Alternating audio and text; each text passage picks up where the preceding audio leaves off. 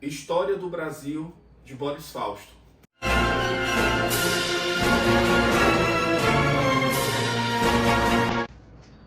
Pessoal, bem-vindos a mais um vídeo do canal Mergulho na História. Eu sou Hugo Figueiredo e no vídeo de hoje vou falar sobre esse livro muito conhecido na história brasileira, do autor muito conhecido, Boris Fausto. Primeiro, pessoal, vou falar um pouquinho sobre a estrutura do livro. É um livro espesso, tem algo aqui em torno de 660 páginas. Vocês vão ver aqui que ele está bem realmente sofrido na minha mão, por conta que ele pegou água, mas mesmo assim eu li, né, fazia muito tempo. Você vê que aqui eu acabei danificando essa lateral. Mas sobre esse livro, pessoal, porque um detalhe é que esse livro eu já queria lê-lo há muitos anos, na verdade há 20 anos atrás. Durante o ensino médio, isso é curiosidade para vocês, durante o ensino médio, eu, em 2004, eu li o livro do Cláudio Vicentino, de História do Brasil, e do Jean Paul. Cláudio Vicentino e outro autor, Jean alguma coisa. E aí o que acontece? Vou deixar aqui esse livro. Esse livro eu li inclusive 6 vezes na época do colégio, estava estudando para vestibular, etc. E aí dentro desse livro aparece como referência esse livro do professor Boris Fausto. E aí desde essa época isso me despertou o interesse em ler esse livro, por conta da referência, né?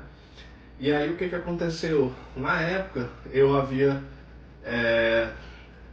te pedido esse presente de aniversário, né? Meu pai não tinha conseguido, ele não havia me dado, né? Mas depois eu fiquei maior e comprei o livro e li muito tempo depois, né? E aí o que aconteceu? Demorei muito para ler esse livro, apesar de algum tempo já ter na minha estante, mas enfim, vamos aqui para o livro, que eu acho que é o que interessa para vocês. Eu fiz as marcações dos pontos mais relevantes, tá certo? E aí eu vou ler aqui com vocês. E como de costume, eu já peço de antemão que vocês se inscrevam aqui no canal Mergulho na História, curta esse vídeo, isso ajuda demais.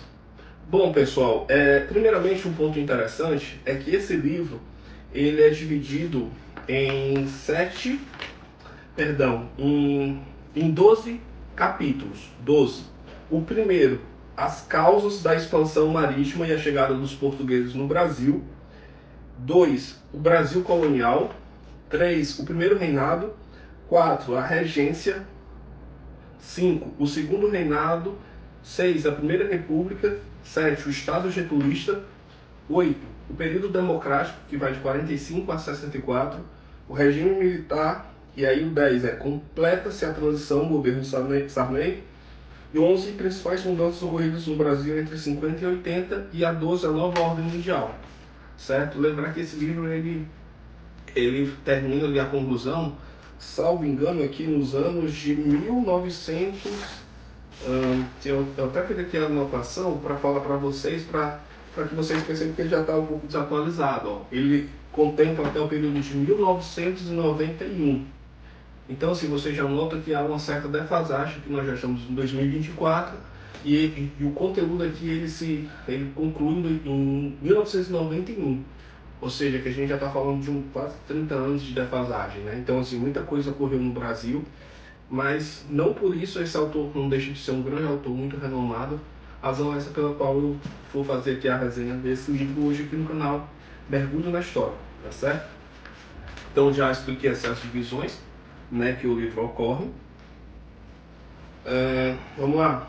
E aqui ele fala aqui na página 62 pontos que eu achei interessante trazer para vocês, que vocês já percebem assim, a influência de autores muito conhecidos, muito renomados, no trabalho do professor Boris Fausto. E aí que no primeiro, na página 62, ele fala aqui, ó, o Estado português na época da colonização é um Estado absolutista. Em teoria, todos os poderes se concentram por direito divino na mão da pessoa do rei. O reino, ou seja, o território dos súditos dos seus bens, pertencentes ao rei, constitui seu patrimônio. Daí o uso da expressão Estado patrimonialista, para definir o Estado absolutista, utilizado por muitos autores a partir da conceituação do sociólogo alemão Max Weber. Ou seja, aqui nessa página você já viu um pouco do pensamento de Weber influenciando a perspectiva de mundo do autor Boris Fausto.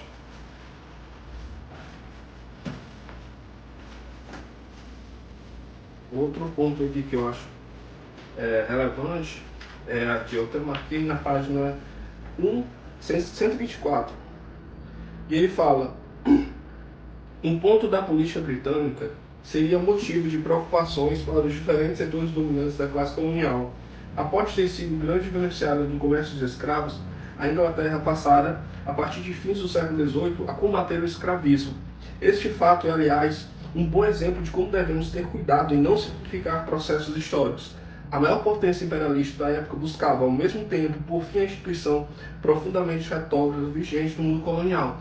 E aqui eu acho interessante, por isso que eu marquei, porque ele já busca trazer essa visão crítica quando você lê história, não lê história diante dos fatos numa perspectiva rasa. Eu acho que é um ponto que eu bato com meus amigos, colegas, falando sobre esse ponto, pelo qual eu destaquei, tá bom? Outro ponto que eu acho que eu marquei aqui, pessoal, para trazer para vocês, pronto, está aqui, ó. Tá aqui. Pronto.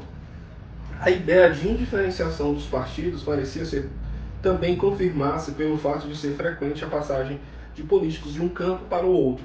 Na historiografia existem opiniões diversas sobre o tema, variando de acordo com as percepções gerais dos autores sobre o período e mesmo sobre a formação social brasileira. Por exemplo, Caio Prado Júnior admite a existência de certos conflitos entre o que chama de burguesia reacionária, representada pelos donos das terras, e os senhores de escravos, e a burguesia progressista, representada pelos comerciantes e financistas. Pessoal, Caio Prado Júnior, um grande autor, muito conhecido. Eu já fiz a resenha aqui no canal dele. O principal livro dele é A Formação do Brasil Contemporâneo. Vou deixar aqui o link aqui no canal, para que vocês vejam depois. Caio Prado Júnior ele tem uma influência de Karl Marx, na perspectiva econômica de ver os fatos sociais. Então é um ponto que eu já queria também citar para vocês.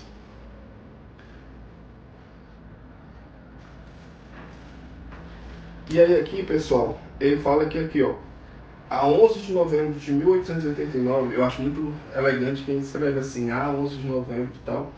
Enfim, a 11 de novembro de 89, figuras civis e militares como Rui Barbosa, Benjamin Constant, Aristides Lobo, Quintino Bocaiúva, reuniram-se com o Marechal Deodoro, tratando de convencê-lo a liderar o movimento contra o regime. A participação de Deodoro era importante como figura conservadora e de prestígio no exército. Ele resistia por ser amigo do imperador e não gostar da presença de paisanos na conspiração. E aqui está falando da conspiração da República, né, do golpe da República. O problema lhe parecia de ordem estritamente militar, mas uma série de boatos espalhados pelos jovens militares, falando da prisão de Deodoro, da redução dos efetivos ou mesmo da extinção do exército, levou Deodoro a decidir-se por derrubar Ouro Preto, o gabinete, no caso do Império, né? E aí vocês percebem uma coisa que o uso da mentira. Por que eu marquei esse pedaço aqui? Para que vocês percebam que a gente está falando de 1888, 1889. 89 aqui nesse período específico. Nesse tempo, a mentira ela já era utilizada como elemento constitutivo do processo político. E algo que não é novo. Hoje a gente chamaria isso de fake news, mas isso já remonta à época do Império, para que vocês tenham noção de como a mentira ela é antiga.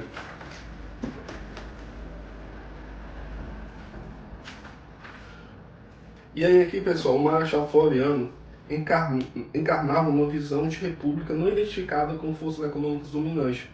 Pensava construir um governo estável, centralizado e vagamente nacionalista, baseado, sobretudo, no exército e na mocidade das escolas civis e militares.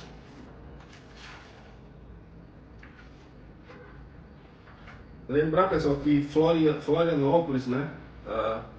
O nome Florianópolis é baseado em Floriano Peixoto, para quem não sabe.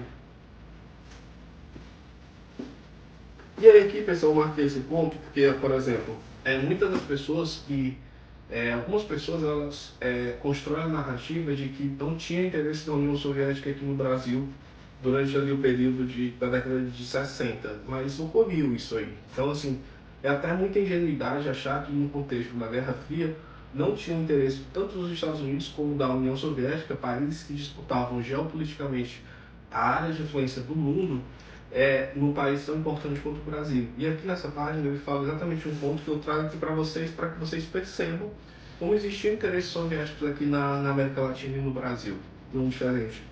E aqui na página 304 ele fala, abre aspas, até 1930 o PCB, que é o Partido Comunista Brasileiro, foi um partido de quadros predominantemente operários. Ele se subordinou à estratégia da Terceira Internacional com sede em Moscou, que pregava para os países coloniais e semicoloniais da Revolução Democrática Burguesa, que abriria caminho para a Revolução Socialista.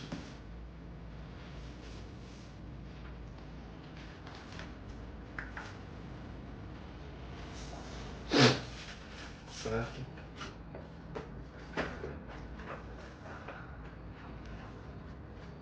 E aí, pessoal, basicamente assim, ó, aqui, né, que eu marquei exatamente que ele diz que o livro contempla o fato ocorrido até 1991, né? E aí ele fala que escrevendo em meados de 93, espero que a difícil tarefa de recuperar o país se viabilize e não se converta em uma missão impossível. É que ele está fazendo, ele não menciona, mas certamente ele está falando sobre os desafios que a economia brasileira iria encontrar frente à elevada inflação. E aí ele não fala aqui, porque não contempla esse período, o sucesso do Plano Real na questão da estabilização da moeda brasileira. Lembrar que antes a inflação era muitas vezes altíssima, então durante o dia os produtos aumentavam várias vezes o preço, tá certo? Então assim, pessoal, minhas opiniões gerais sobre esse livro, ele é um livro bom, certo? Tá desatualizado, muito desatualizado, mas ele não, eu não diria que é um livro para quem, por exemplo, realiza ou faz um curso de história. Eu acho que ele é um livro mais voltado para o público inicial, que está ali no ensino médio, por dar uma visão generalista da coisa, tá certo? E quando eu falo generalista, eu não estou diminuindo a qualidade do trabalho do autor, não. Eu estou falando que a proposta dele é abrir um grande leque de mapa de espaço cronológico, histórico. Então é impossível ele ser muito profundo, né? Então a visão dele é apresentar um panorama genérico, né, dos fatos ocorridos no Brasil, desde a época da colonização até os dias mais atuais, né, leia-se do 93. E é isso, pessoal. Espero que vocês tenham gostado desse vídeo. Se gostou, deixa o seu like. Perguntas aqui nos comentários, isso ajuda muito. Tamo junto, até a próxima. Valeu!